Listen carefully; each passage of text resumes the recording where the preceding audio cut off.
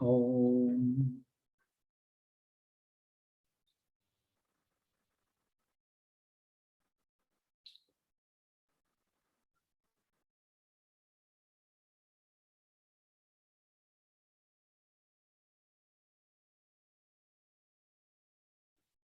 Savachiva Samarabham Shankara Sharya Madhyamam Asmada Sharya Paryantam Vande Guru Param Param Ishvaro Guratmeti Murti Veda Vibhagine Vyomabda Vyapta Dehaya Dakshinamurtaye Namaha Sarvedanta Siddhanta Gocharam Tamagocharam Govindam Paramanandam Satiguru Pranatoshmaham. Oh.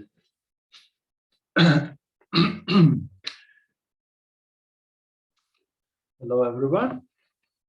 Om Shanti Shanti Shanti Om Namaste. We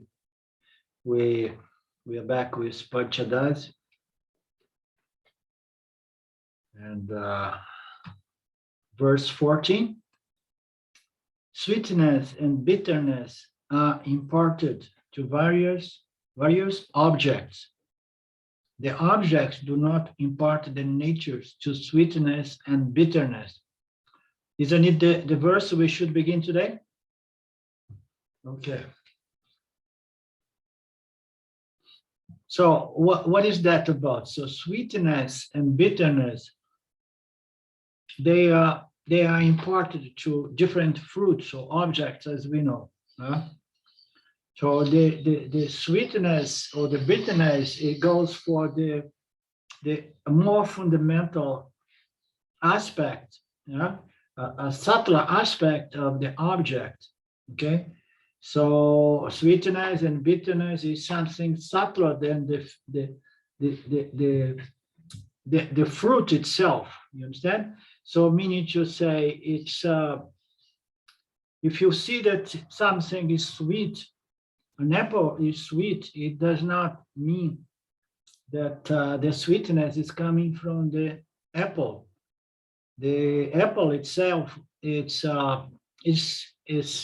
cannot transfer its sweetness to all other fruits. Otherwise, we would have to find the original fruit and say, okay, from this fruit, sweetness was transferred all over the planet. Now, there is a principle which is subtle, which is sweetness or bitterness, and this is imparted to different objects. We are talking about fundamental properties and qualities like sweetness and bitterness, tastiness.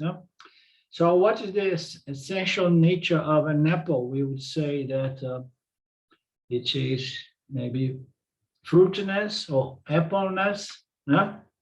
But here we are saying that the essential nature is sweetness, and this sweetness does not belong to the apple. So what does that remind us?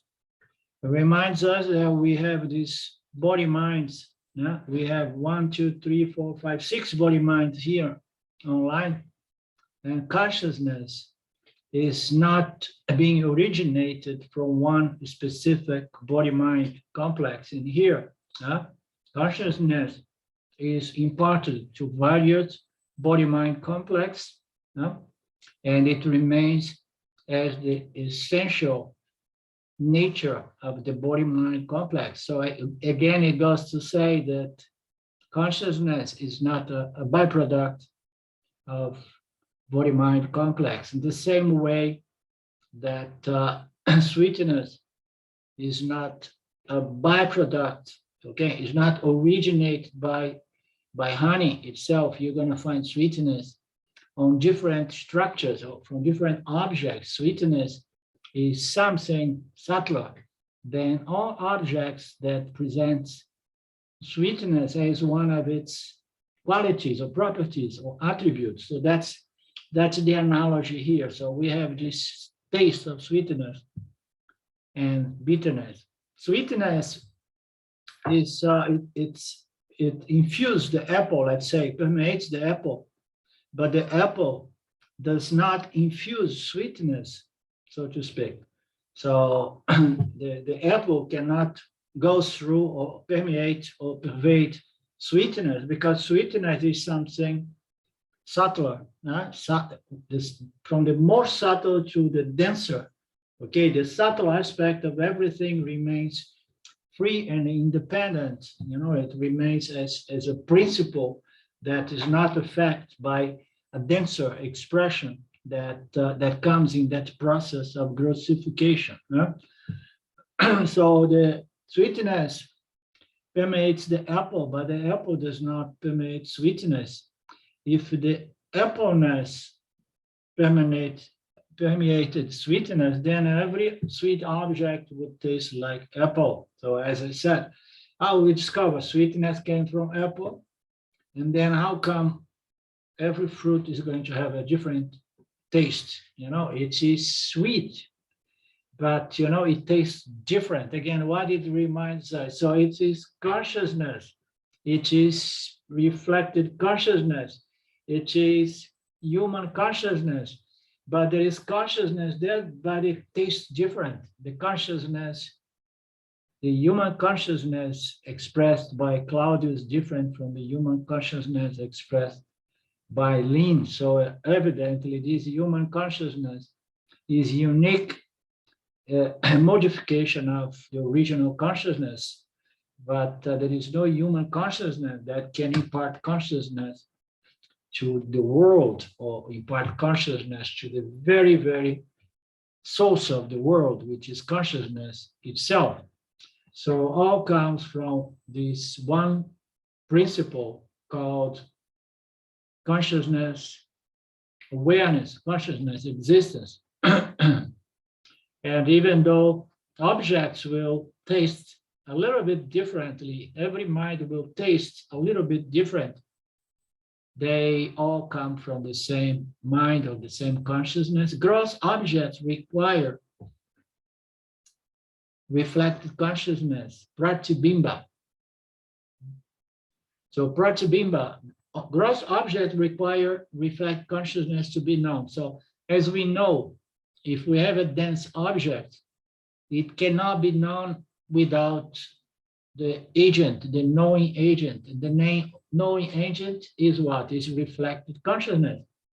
Jivatma is original consciousness reflected or shine in the subtle body to make this phenomenon called pratibimba. And the objects need this reflected consciousness in order to be known and experienced. So it goes to say that consciousness without pratibimba, consciousness without a reflecting medium, and without reflected consciousness cannot know anything, cannot know any object. The objects, in order to be known, they require pratibimba, reflected consciousness. I think this is a concept that we understand, and why it's important to understand that.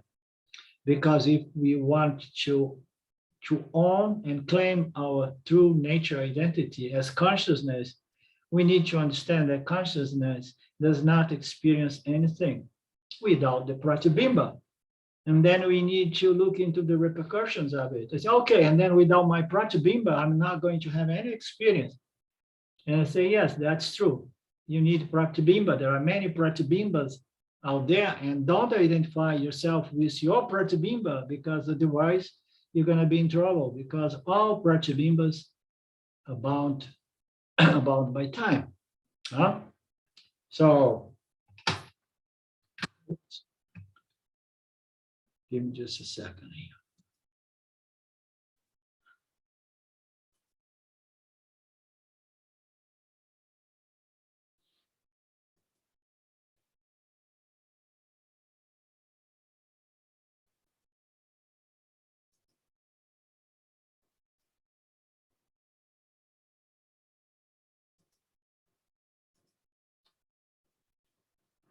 So as we know, consciousness without the reflecting medium and the reflected consciousness is not an experiencing agent, okay? It's not an experiencing entity. On the other hand, human objects require reflect consciousness to know. So in order to be a knower, so who we are, how we are human object, this is very interesting the way it was put here. The first time I hear that, a human object, but sometimes we hear a sentient object. Yeah? We know that human beings, these organisms, biological organisms, they are somehow they are objects. They believe to be the subject as in their substantial nature, but they are human object. They are sentient object. They are conscious object. Yeah? And how do they become a human object or a conscious object or a sentient object? They become that by the grace of original consciousness. Why? Because they require original consciousness. Here it says it requires reflected consciousness. The human object, in fact, is reflected consciousness. Okay? So I like to make this distinction. A human object, a sentient object, okay, is reflect consciousness. And what does it require? It requires a reflecting medium. And then a human object requires reflect consciousness to know. It requires a reflecting medium, the subtle body, and then it produces what we know to be reflected consciousness or jiva-atma, or human consciousness. And then only as a human consciousness, the knowing agent, it has the power to know. It can enjoy this chit aspect of Brahman, which is the power to know what we know. Yeah? We know very little, but we have the chit aspect of Brahman operating in us at all times. Yeah?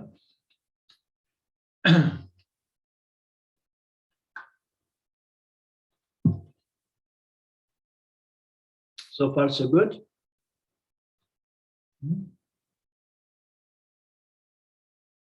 An inert object cannot be known or experienced by itself. This is, we know. There are so many sentient objects, they are called jivas.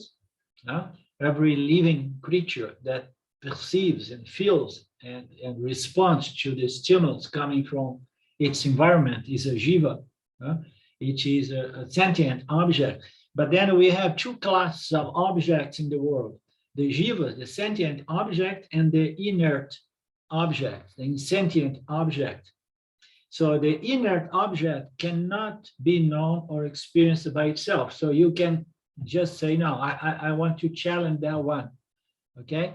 So I have a beautiful table in my living room, and I'm sure that the table there has a certain power over the chairs. There are 6 chairs around it, I'm gonna make sure that the table it knows it is chairs, it does not allow these chairs going to hang around other tables, other legs, somewhere else. You say, no, inert object cannot be known or experienced by any inert object, much less by itself, because they are not self-conscious. They are not self-conscious, and they don't have a consciousness that allows them to experience other inert objects. And the question is, the answer, the explanation is very simple, is these inert objects, they do not have a subtle body. We don't see an inert object, such as a chair or a table, having certain ideas, feelings, and making some decisions and moving around on their will. So they don't have any way to respond to the environment, because such existence is there, consciousness is there, but not to the extent that it's expressed itself as knowledge, as knowing, as perceiving, and as responding. So is there consciousness? Yes, but it's not in a certain proportion to produce the shining phenomenon, which is a reflect consciousness, which experience its own existence and the existence of other things around. So the inert objects, they lack that excess or that dominance of sattva guna. It can only be known by consciousness awareness. So an inert object cannot know itself, cannot know another inert object. It is known and only known by consciousness awareness. And consciousness awareness is not a knowing entity. It's not an experience knowing entity. And then we have to understand that it means to say that inert object can only be known by pratibimba chaitanya, reflected consciousness, by jiva atma. And then we say here, it's known by consciousness because in Panchadasi we establishing that jiva atma is paramatma, that reflect consciousness is of the nature of original consciousness, right? What happens when I experience an inert material object? So the subtle body sends out a sat, like a ray of light, which envelopes the object. It's not absolutely correct to say that the subtle body sends a ray, because this implies that the subtle body is conscious. Yeah. So how we experience objects, how we experience any object, how we experience other sentient objects and so on. So we have consciousness, and the subtle body is going to send out a thought. So let's break it down. So the subtle body is going to illumine, okay, its functions. The functions of the subtle body begins with what? With the sense organs, okay? So immediately when the subtle body is on, the sense organs are awake, and then what's going to happen? It's going to reach out and contact objects. Boom, this tree, that tree. So when I see the object, and then we say that the subtle body, because a lot of the time we present the subtle body as the mind, okay, but the subtle body is the medium by which the mind comes into play. So, and it's not only the mind, it begins with the sense organs. So, and then we have consciousness, which is the source by which all this experience takes place, and we are breaking it down so that we understand how it happens.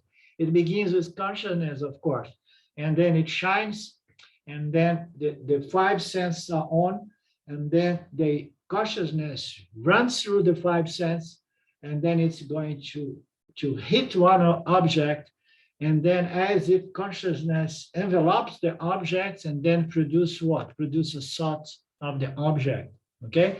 So we can testify to it. We open our eyes, or we come out of sleep state, and then when we see something, consciousness goes there, travels.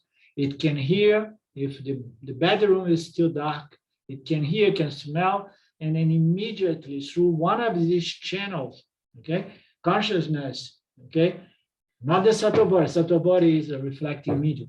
Consciousness is going to run and is going to contact an object, a physical object, a smelly object, a noise object, and then it's going to somehow envelop that object of experience and produce a thought which is going to be related to that object, okay? So it's the consciousness shines and then produce this, activate the sense organs. The sense organs, runs towards the object. It's all due to consciousness. Consciousness is using these functions of the jiva, and then produces thought, more or less like a ray of light enveloping an object, okay? A light of what? A light of consciousness. It's all consciousness. It's just going, activating everything, and then hitting the object, and then enveloping the object, quote unquote, producing a thought, and then there is a recognition of the object. No? And here there is a note saying that it's not absolutely correct to say that the subtle body sends. The subtle body does not send for different reasons. but it appears to be sending, it's reflecting consciousness, and consciousness is traveling through the 5 channels of sensory channels. And those are going to produce, to hit the object and produce a thought in respect to the object. We know subtle body is not conscious, there is only consciousness. Consciousness is the only source of conscious awareness. But reflect consciousness is very powerful. It's powerful enough to reach the world and then produce conscious thoughts. It is more accurate to say that consciousness reflects on the subtle body, right? Illumines the sense, absolutely right, which in turn illumines objects, which creates vrittis or thoughts corresponding to the object under scrutiny. Beautiful. Yeah, that's how it happens. And so, I mean, I forget to do those things. I wonder how these things get done again and again. Now when we break down our moment-to-moment experience, say, oh my God, how did I forget about that? Thanks God I forget, otherwise I would mess up the process. And I would not be enveloping and producing the proper thoughts. So Ishvara, of course, does that, the supreme intelligence. And then there is something interesting right now. But like the subtle body we know is a matter, is a reflecting medium. So just like the subtle body, the thought is also inert. This is an interesting statement. The thought is inert. So we know that there is a thought, which is consciousness appearing as a sentient or thought phenomenon. Okay, thought is already an aspect of Chit, of Brahman. When we say that thought is also inert, is inert first because it's an object known to us, and there is only one consciousness. There is only one subject. We know that thought is an object, and we see the thought, but it has a fragrance of knowledge because it is already within the process of knowing things, the knowingness of phenomenal object. So it has this fragrance of Chit, but fundamentally it is an object known to consciousness. We again discriminating, making a subtle distinction between thoughts, which appear to have a certain sentience on its own, and consciousness, the only conscious principle in which the thoughts are witnessed and known, right? We know our thoughts, and there are no thoughts that can know us. Isn't it, Claudio?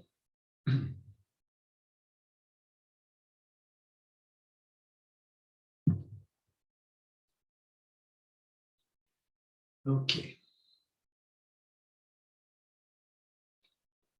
Its thoughts is also in that. So there is still no experience because a conscious subject is required for experience. So when the subtle body reflects and then infuse the sense organs, and then there is a thought that was produced, and then it says here that yet we did not come to have an experience yet, because there is no experience without a subject conscious principle, meaning to say that the only sentience or conscience is in consciousness itself.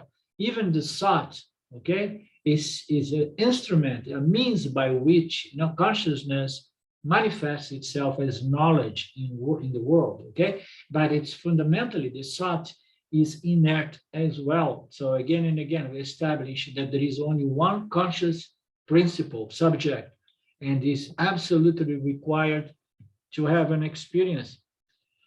Otherwise, we would say, no, I'm totally into artificial intelligence. I have some programs, they produce good thoughts and bad thoughts.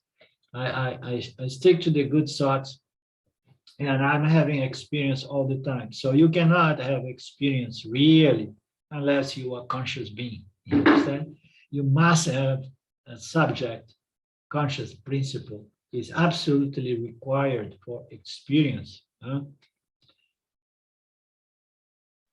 So in this way, consciousness is delivered to object. Consciousness is going to reach out to the object, not to say that the objects are not consciousness, but it appears as being apart from consciousness, and consciousness is reaching out to contact an object and having an experience / knowledge.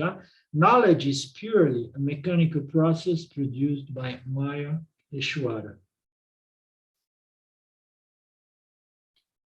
So this is a little bit offensive. It says that knowledge is purely a mechanical process produced by Maya Ishwara. It almost says like, come on, you know, you are all robots. Everything is happening mechanically, yeah? And Maya Ishwara is doing all of that, and knowledge is taking place. So thought is definitely a purely mechanical process produced by Ishwara, but knowledge requires something, and that's why Jiva Atma is said to have a certain free will. Okay, the free will is the ability to choose, to discern, to determine, to gain, to strive to gain knowledge. Understand? This is the Chit aspect. So I would say thought is a mechanical process. Okay, but we have to discriminate our thoughts, right? There is something in us which is our intellect, our discerning, discriminating faculty, which is infused with consciousness, is the most conscious aspect of Brahman in the human expression. There is that which allows us to somehow exercise consciousness in an intelligent way. Don't you agree with me or not? So we have this power to discern, to determine, to discriminate, and we are doing that, and we have to discriminate through all our thoughts, because we know we cannot trust them. They are part of this mechanical process. They are biased by so many different means of vasanas and tendencies, but yet we have this flame of consciousness that can still do the job of discerning, of discriminating. If an object is behind my head, I cannot see it because the bridge it, because no bridge reaches it. Meaning to say, the bridge is not formed. So it's beyond the scope of my reflected consciousness. So now we have we enter a different statement, a different notion. It says that there is an object, it's behind my head. I cannot see. And then, does the object exist for me? Is there a way that a bridge is going to be formed? Is consciousness through this body-mind complex reach that object and produce a vritti and an experience? Can it be done if the object is behind me? So fundamentally, no, because I can't see it. But how about if the object has a strong smell? And then it's behind me, but somehow consciousness is reaching out and contacting that object by another channel, which is the smell.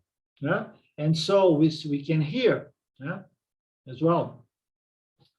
So we need to have access to the world in order to witness this mechanical vritti process, which brings about an experience which absolutely depends on the only conscious subject principle, which is consciousness itself. But in order for consciousness to have an experience, it needs the pratibimba, it needs this process that we have been understanding here. And through one of its channels, our channels, we have to somehow get in contact with a certain object, and then we have the thought, And then there is an experience. So what is the factor that is allowing this experience to take place? It is the human intellect, we could say, which is beyond the thoughts. It's beyond the vrits that are formed. Okay, so the human consciousness, okay, is there. Okay, the jivatma, the atma of the jiva, yeah? It's paramata, but it's manifested as jivatma. So this atma, this self, is having an experience, yeah? And this experience, is only possible because reflected consciousness is fundamentally original consciousness, which is different from the vrittis that form naturally, mechanically, and spontaneously. You understand where I'm going with this, Lynn?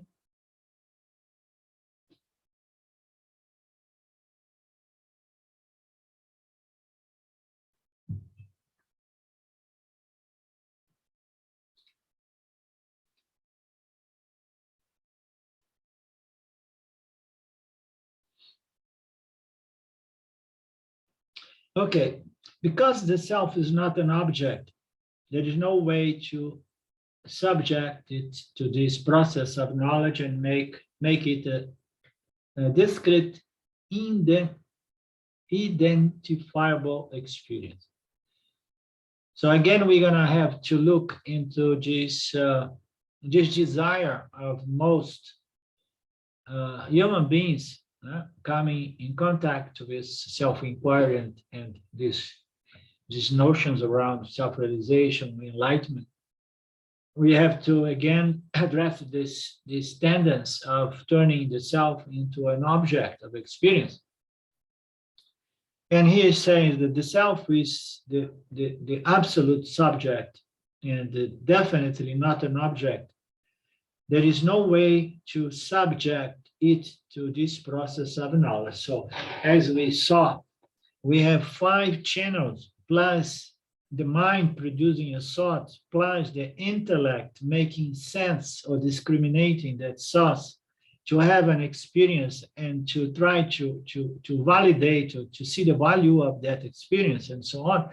All of that, it happens by the means of the entire subtle body, connect with the physical body, contacting the world of objects around itself, and then having an objective experience. But in order to have an objective experience, we need what? We need different kinds of objects, okay? And all these objects, they have properties, they have attributes, qualities, so they have their own media nature. They smell, they taste, they have texture, and so on. So they make sound. So all objects, they have attributes. Now, how we gonna go? We say, no, I have this knowledge of the self using the same means of knowledge that we have just understood now. So what is wrong with that notion is that there is no way we can objectify consciousness, because consciousness, there is nothing by which it can be captured. So something that is totally free of attributes and qualities. So how can it be experienced? It is just impossible. Which of the 5 senses we're gonna use? Which of the 5 senses we're gonna use to capture consciousness? People say, oh yeah, no, there is a 6th sense, which is intuition. Intuition is a sort of mental, emotional process, of trying to guess something, without much base to establish that guessing or that knowledge. So you cannot have a feel either of the self, because as James likes to say, the self does not feel anything. And people say, oh no, I want to have the feeling of ecstasy and bliss, because the self is the very source of Ananda. No, the self does not feel anything. So how are we going to have an experience of the self? Are you still trying, Claudio? Am I still trying? Trying to have an experience of the self? No. No. Now I understand. Okay. No.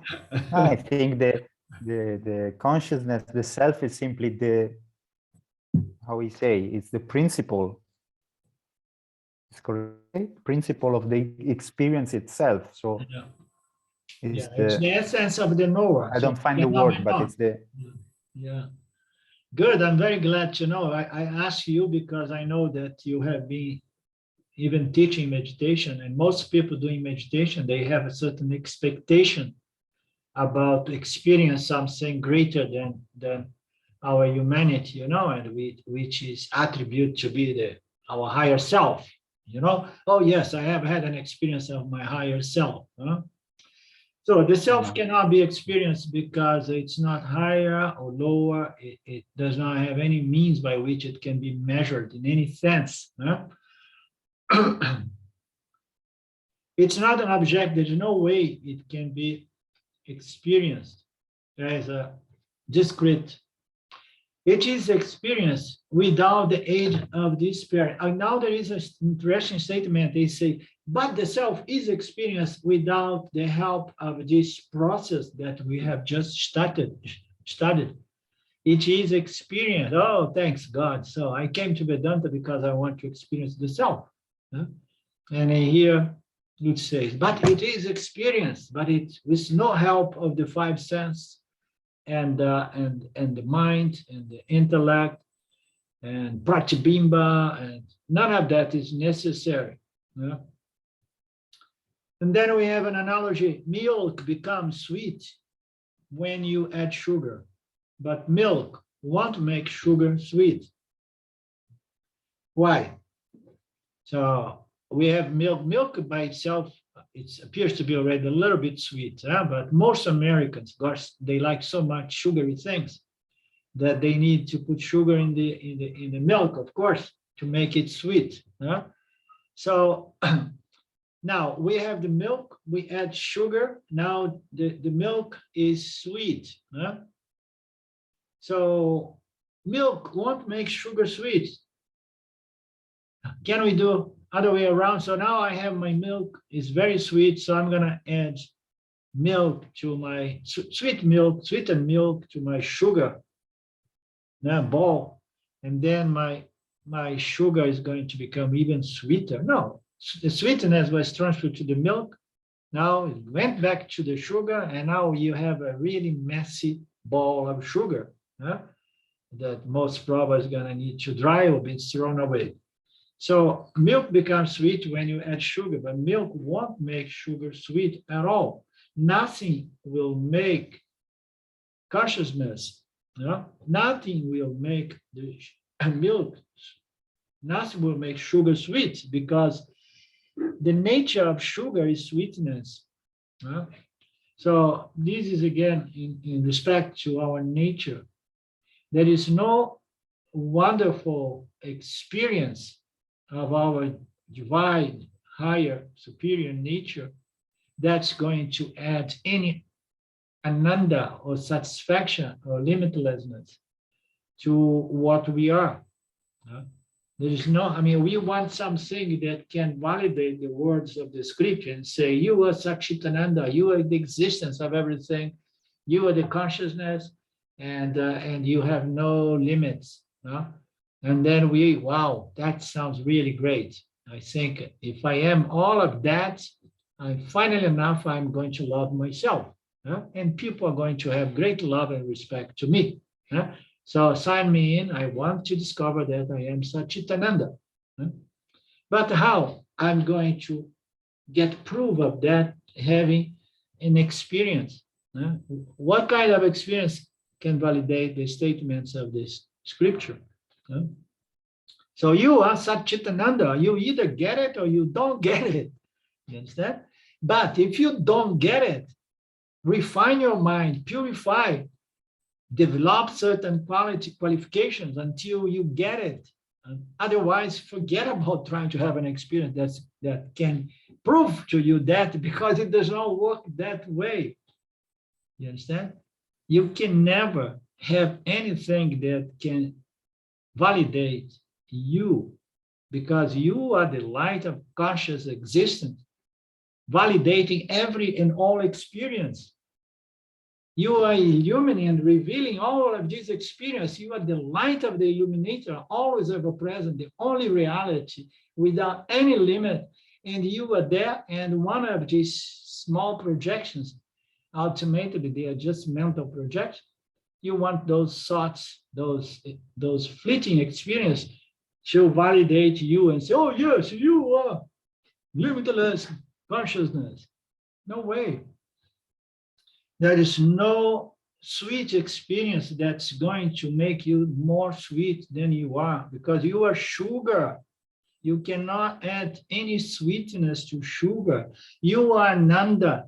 You cannot have any small experience that produces small satisfaction that's going to add Ananda to you, because Ananda, limitlessness, is your nature. Huh? So it does not work that way. There is no experience that can do it. This is Purnamadav Purnamidam. Yes. Absolutely. And it's reflecting the teaching that we have in Drik-Driksha of the seers, just explicated in a different way, but it's lovely. I always find Drik-Driksha in this Panchadasi somehow. Yes, both are the most fundamental discrimination between Satya and Nitya. No? Yeah, yeah.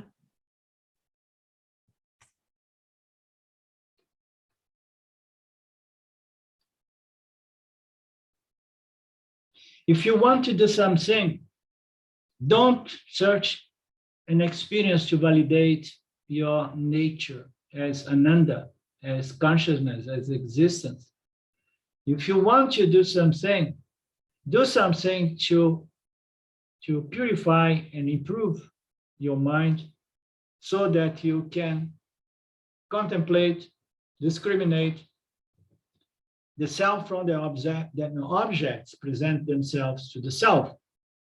Stop chasing some exoteric experience of the self, or stop tripping that, if you go into a higher dimension or the fifth dimension, you're going to be a happier entity, you understand? Because the only happy entity is the entity that has understood its true nature as consciousness. Understand? Doesn't matter if you're going to be having a lot of punya experience on a superior realm, or more papan experience on a lower realm, or even in this realm. What matters is you to understand that you are the light in which all these punya and papans, they take place. You're revealing and you're free from what you reveal, right? So stop chasing this experience.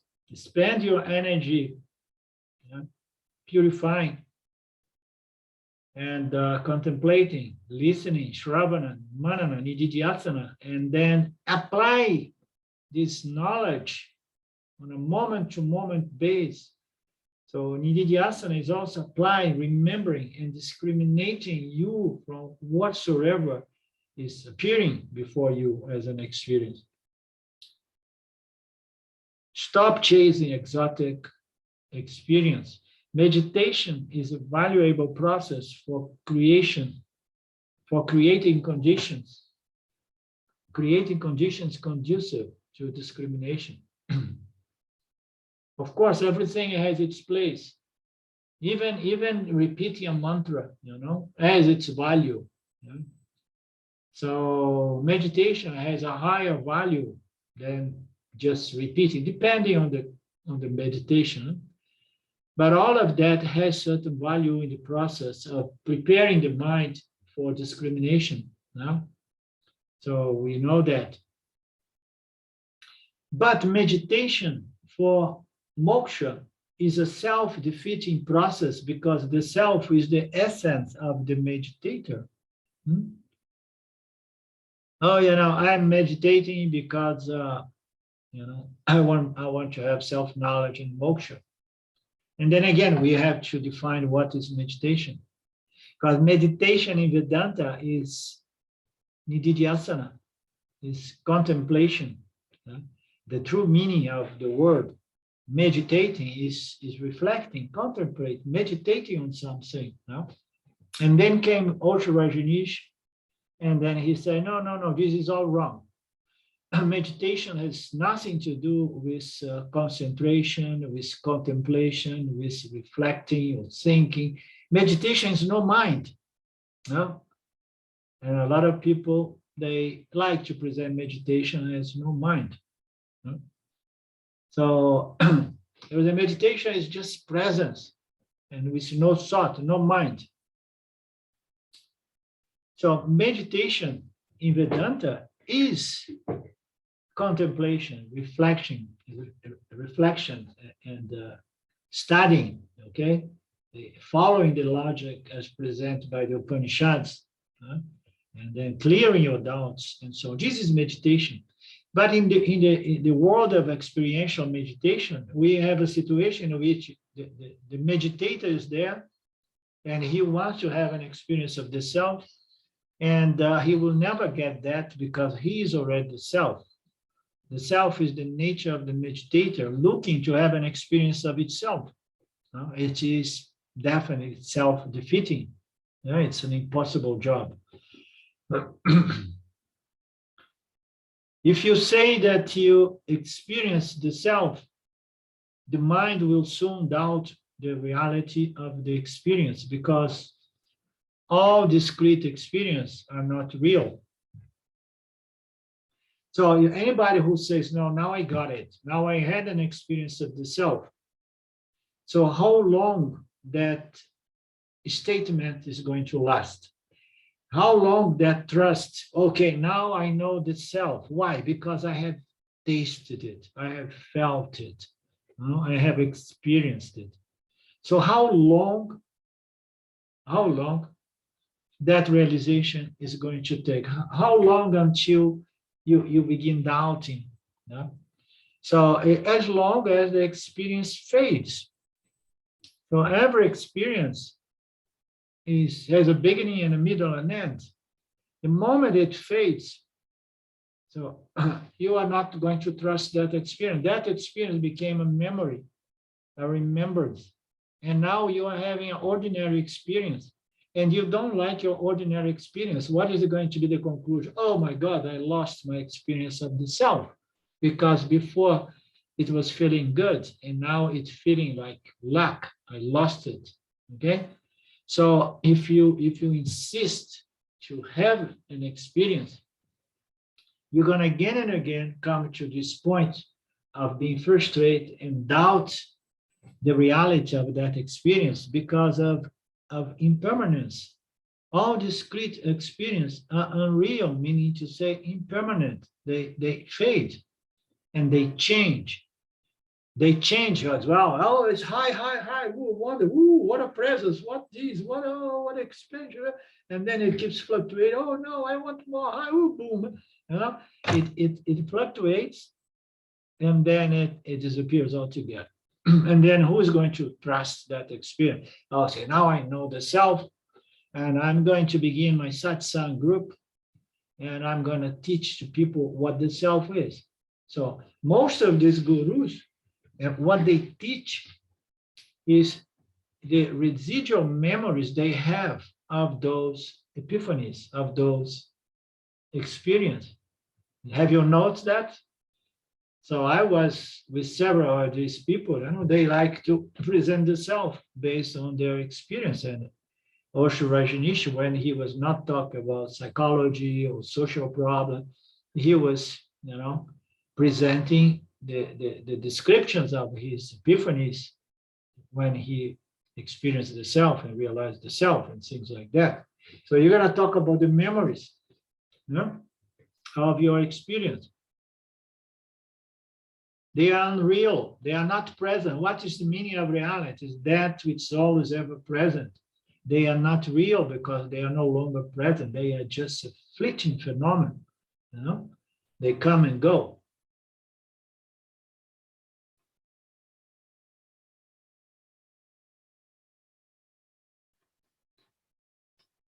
And then you say, oh, no, I had this wonderful experience. And now I go to a big, important guru, and I'm going to, to tell him, I'm going to describe my experience. I mean, there is nothing more irritating than having people writing a message now, sometimes in Facebook, sometimes an email describing the wonderful experience they had. You know? And they want validation. I lost a few friends because I did not answer anything. One was many years ago, and he present all his experience and his conclusion, and he wants his certificate, his validation. I said, oh my God, now what I'm gonna do? He's an old friend of mine, a good friend. Every time I come to Brazil, I stay some days or weeks in his home. If I say, no, I can't validate you because this is just an experience, you know, he's going to be mad with me, and then I'm going to lose my friend. If I say, yes, you are enlightened, so here goes your validation, I would be, you know, playing a funny game that I did not feel comfortable about. I could have said that. Oh, yes, wonderful. I'm so glad for you. You got it. So now you have your freedom and you are enlightened. So the guy was going to be very happy with me. You know, I did not feel like doing that. And then what I said, okay, I'm going to not present any answer, because in his long letter, he did not ask me, give me an answer validation. He left it open. I said, since he did not ask me for confirmation, I'm not going to respond.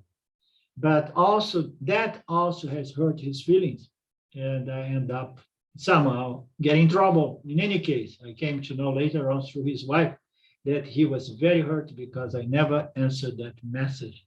Understand? So if you want somebody to validate your wonderful mystical experience, it means you are a fool, huh? Because nobody can really validate your conscious existence, because it's self-evident, it's self-validated, it's self-revealed.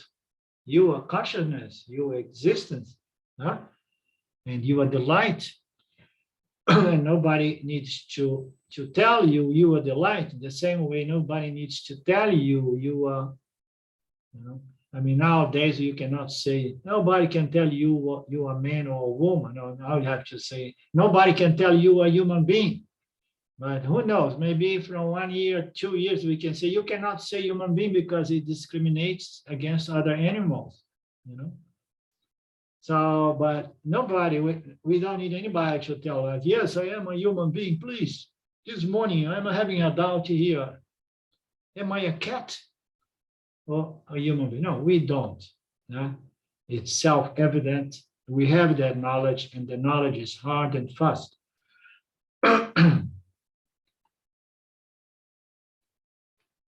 Nobody can validate yourself, your conscious existence, because experience belongs to your body-mind alone, and as such does not transfer. Who will validate? No, here I jump. Oh, this is nice. The mind will soon doubt the reality of the experience, because the experience is unreal. It come and go. And the mind evolved to doubt all experience, because experience are not trustworthy. Why again? You know, because they disappear, yeah? And leaves us with what? With a vasana for more, which is even worse, because a vasana disturbs the mind. Yeah? If you have a good experience, a very good experience, a wonderful experience, and then you are in trouble because you have a vasana for more. Yeah? So the mind developed this ability to doubt because it knows that experience is not real. This is a very nice insight. Who will validate the experience? Oh, I go to my favorite guru. If you knew you are the self, you would not need to find anybody to validate it to begin with. Huh? You know, nobody can validate it because experience belongs to your body, mind alone, and as such does not transfer to any other. So how I'm going to trust somebody to say, yes, this is it. Have you heard of those gurus? I remember Ramji talk about the gurus in the old days during the 80s. He used to call them 80 or 90. He used to call them Jesus it gurus, you know, Jesus it gurus. They say, oh, I had this wonderful experience and the self and the light and this is it. Jesus is it. And Papaji was a guru that used to say, this is it. You know? And the person is describing an experience and say, this is it. You know? What is wrong with that message? So, Jesus is not it. What is it is the light, the conscious awareness in which that it took place. Huh? There is no it that going to define that because you are that I am. So if you go to someone and then you make the description of your wonderful experience, and then the person, you expect the other to say, wow, yeah, perfect, you got it. Unless you are describing your understanding, which is different. In Vedanta, when we come in contact with the teacher, somehow we expose our understanding.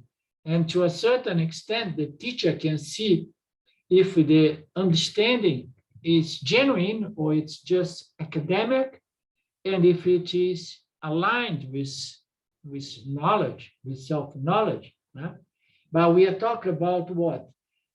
Bring on your knowledge, your understanding, your self-knowledge, expose, and then you can see a little bit, okay? But an experience, okay? Experience is subjective. It belongs to the person who is describing its experience. There's no way that the listener can understand exactly what was experienced. And then the listener has to go through its own vasanas and make a judgment on hearsay of somebody else's experience. It's all absurd. You understand? Do you agree? Experience is not transferable. And these gurus go about just transferring their experience. And sometimes it has faded long ago and they keep adding some more to the story, some more to the story. And then the experience is almost already diluted in a way that there is only stories around it. All you can do is talk about your experience, which means that you are only conveying an idea of the experience that you had in the past to someone else that is going to interpret it according to its own vasanas or experience, which are not present in that moment. Furthermore, how would you know whether or not a bias was operating in the interpreter's mind, causing him to misunderstand the nature of your experience? How are you going? All you want is to hear the other say, yes, this is it. Huh? And then you are satisfied. But if you start really thinking, you may say, oh my God. You know? And so the guy was tired and he was falling asleep. And then he told me, yes, yes, yes, this is it. You got it. Maybe he said that just to get rid of me. He was tired. I mean, there's no way he could really. He has seen already so many people. So how can I just want to hear what I want to hear. I mean, that's why I would say if you are that kind of inquirer, if you are that kind of seeker, you are full seeker, you are entry-level seeker. Try to find someone who is going to save you, who is going to validate you, or give you an enlightenment, suggestion or certificate.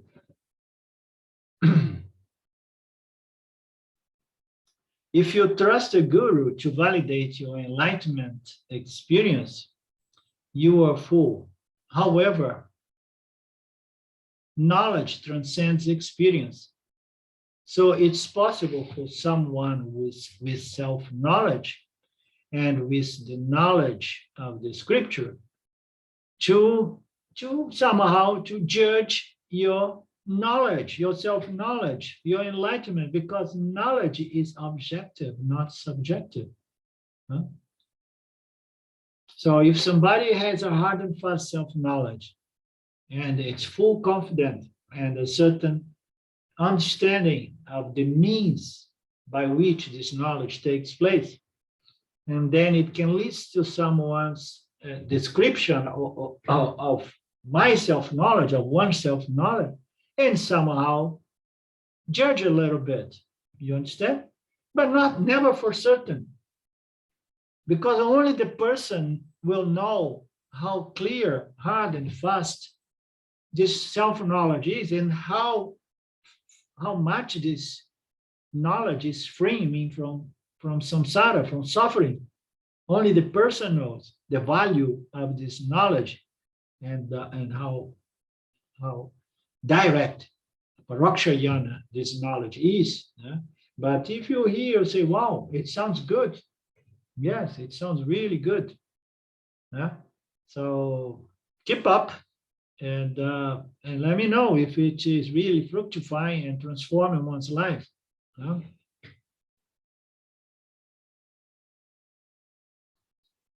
Knowledge is objective. The subtle influence the gross. The gross does not affect the subtle.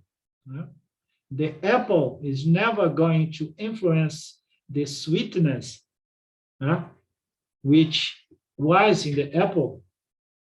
But the sweetness is transferred and influenced the apple.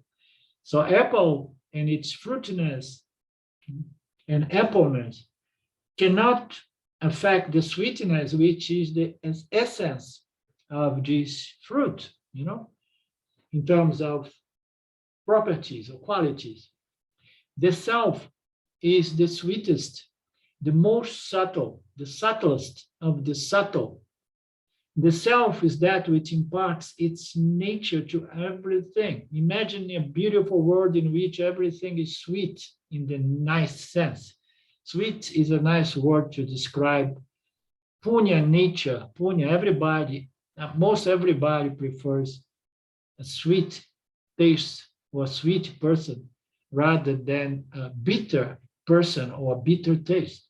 Just imagine a world in which everyone and everything is sweet, punya, beautiful, pleasant. So this nature, this sweetness of the self is the essential nature of everything. It's going to impart its nature to everything. But the funny thing that the sweetness of the self turns into bitterness here and there to the extent of producing adharma and even the evil. This is the power of Maya and the free will given to human beings to choose adharma in many instances, we know, to choose ignorance, to choose suffering, to choose pain, to choose bitterness. The self is the subtlest of the subtle. It imparts its sweet nature to everything. The bliss in objects is the bliss of consciousness, the self. The self is bliss, the self is satisfaction, is peace, shanti. And then it projects this satisfaction on certain objects. But as we know, the bliss that appears to be projected to the object is, in fact, the bliss of consciousness. And then it says the pain associated with object, which was more or less what I was saying, the pain associated with object comes from ignorance. Oh, did create Ishvara create suffering, create ignorance? And then we say, no. We need to keep Ishvara out of this. Okay, it's supreme intelligence, pure sattva. it's Maya in the video that creates ignorance and suffering. And then the bitterness of life, it's associated with objects. In the world of experience object, it comes from what? Comes from identification with objects, not identification with the self. If I stand as the self, in all instances, I'm free from suffering because I know my nature free and independent from any and all experiences. And then I'm free, I'm peace, I'm sweet, I'm associated with the world, I'm interacting with the world, but I'm not identified with my nature, my Nitya nature. I'm identified as consciousness, okay? And then I'm free from the most fundamental ignorance of vidya, identification with the inferior nature that causes samsara, desire that brings about attachment, dependence, and a lot of negative feelings and emotions that cause psychological suffering. The pain associated with objects comes from identification with the wrong self, with the object called the body-mind complex, rather than association with the self. The pain does not come from the self. The pain does not come from Ishvara. The pain comes from avidya or ignorance. Okay? Okay, Doc, I apologize. I went over our time. It's already 15 minutes past. I'm glad that Elizabeth is still with us. Good to see you back. And we meet in the next few days again with Drisha. Anything else? Any questions? No? Om Purnamada Purnamidam Purna Purnamudachyate Purnasya Purnamadaya Purnamevavashishate. Om Shanti Shanti Shanti. Thank you. Thank you, Lord. Thank you, my friends. Arrivederci. Goodbye. Thank you. Thank See you you. next Bye time. bye. Bye-bye. Thank you. Thank you. Bye now. Bye-bye.